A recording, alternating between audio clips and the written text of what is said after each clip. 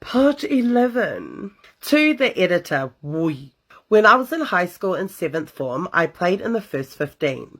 My best mate Adam and I played, so every now and then we'll have turns staying at each other's house on Friday nights before the game on Saturday.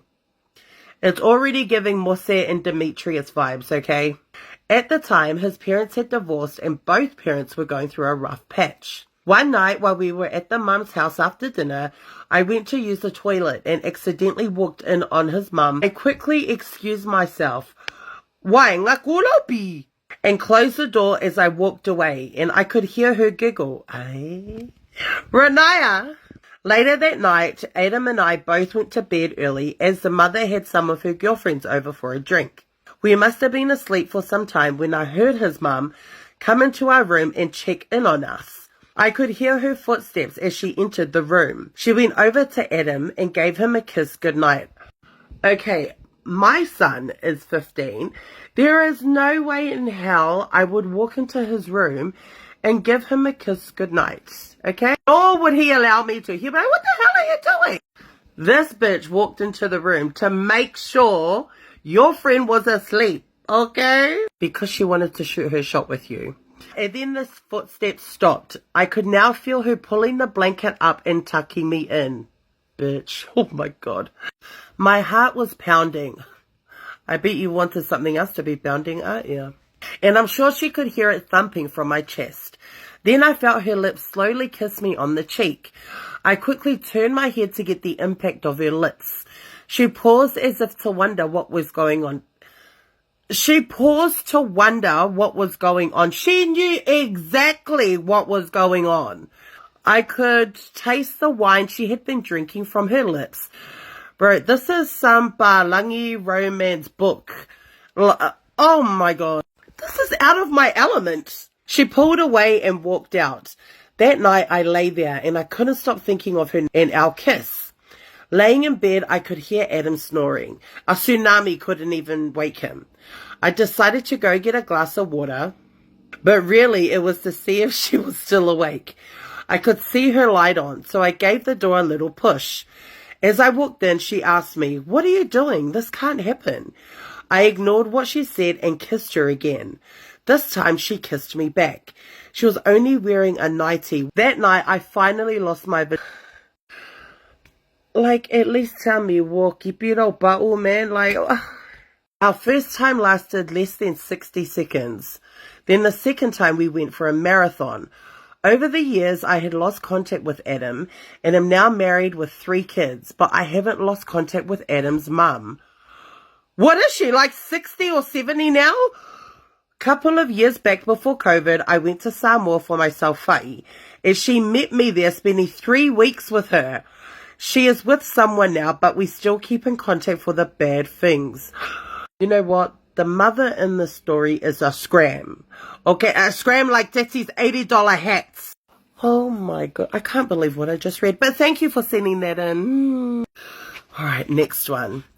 I moved to the South Island with my husband and kids, and one of my kids has a different dad. That I don't hide the fact of. Ladies that know my husband only ever greet or smile at him, and at the time thought I couldn't understand Samoan. So, at an event, this lady sat behind me and was telling someone my husband was there and so was I. She said, "Le whawhinga lea e luanga whangau ai ese le kama." Excuse me. Which basically means this lady has 2 kids and they both have different dads. So she, basically bitch. She was being a bitch. This made me petty because although I don't hide the fact, I surely don't go around telling everyone as if I was some kind of gold digger looking for a daddy.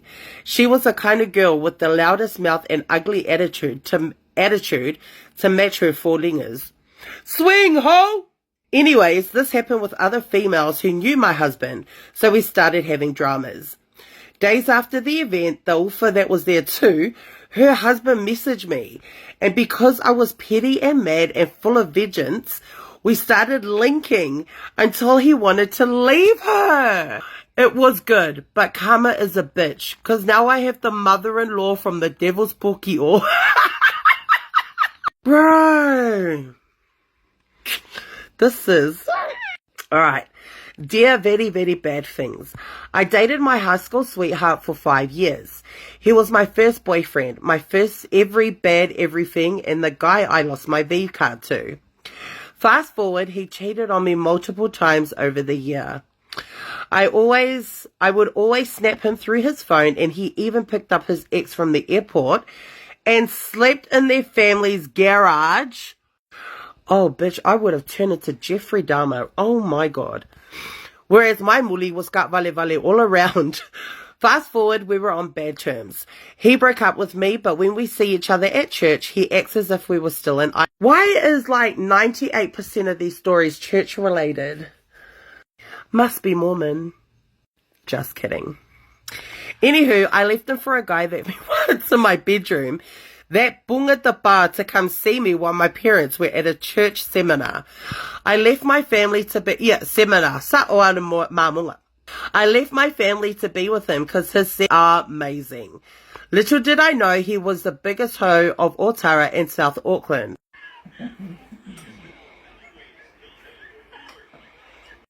I moved in with him and his parents. My gosh, I was born and raised in New Zealand and didn't know how to do anything else. Girl, I was born and raised in New Zealand and I can build a house. And yet his parents treated me like some housewife or maid for their family. I would always cook, clean, wake up early to do their breakfast, lunch and dinner. Then I got a job. If I was to work overtime, his dad, the creep, would always rock up to my workplace and check if I'm working overtime. He even called my parents to see if I was really at work or if I took off. One day, he even picked me up from work. Then we went to Mangere to pick up my boyfriend's auntie that worked at the strawberry farm. Before the turn into her workplace, he turned in another street. He was talking to me how he loved me as his own and how happy he is for me and his son. Woi, next minute after our convo, tell me why he leaned in to kiss me. He kissed my cheek, but it was like the tip of my cheek. It was like nearly my langukus. I cried when I got home.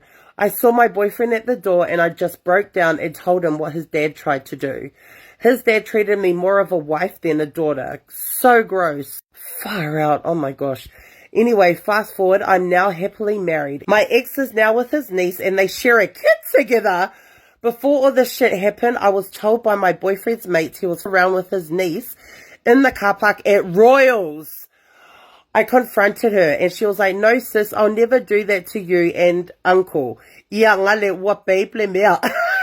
So I guess like father, like son. Oh my goodness. I cannot fathom these stories. Keep them coming though, keep them coming.